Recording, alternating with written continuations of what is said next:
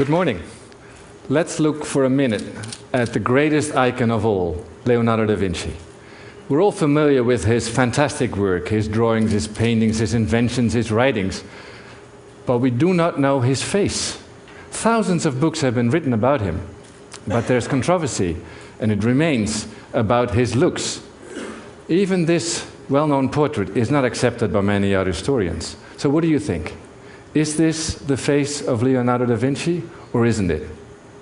Let's find out. Leonardo was a man that drew everything around him. He drew people, anatomy, plants, animals, landscapes, buildings, water, everything.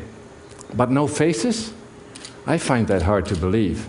His contemporaries made faces, like the ones you see here, en face or three-quarters.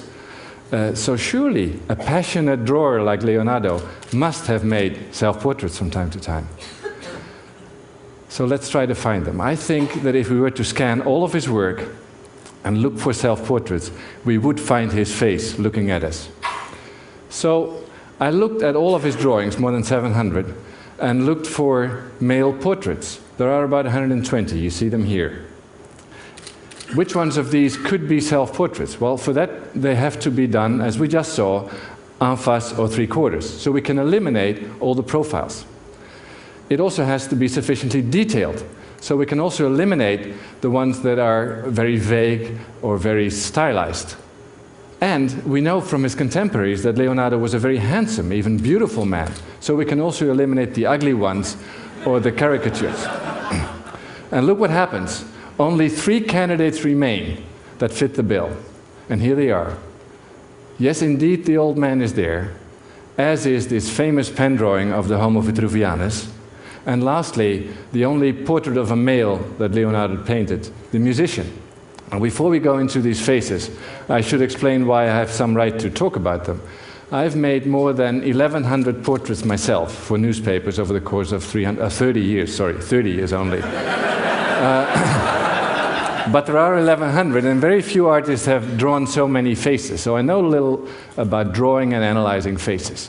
Okay, now let's look at these 3 portraits, and hold on to your seats, because if we zoom in on those faces, remark how they have the same broad forehead, the horizontal eyebrows, the long nose, the curved lips, and the small, well-developed chin.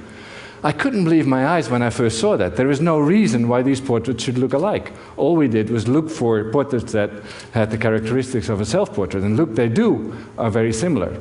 Now, are they made in the right order? The young man should be made first, and as you see here from the years that they were created, it is indeed the case. They are made in the right order. What was the age of Leonardo at the time? Does that fit? Yes, it does. He was 33, 38, and 63 when these were made. So we have 3 pictures, potentially of the same person, of the same age as Leonardo at the time. But how do we know it's him and not someone else? Well, we need a reference. And here's the only picture of Leonardo that's widely accepted. It's a statue made by Verrocchio of David, for which Leonardo posed as a boy of 15. And if we now compare the face of the statue with the face of the musician, you see the very same features again. The statue is the reference, and it connects the identity of Leonardo to those 3 faces.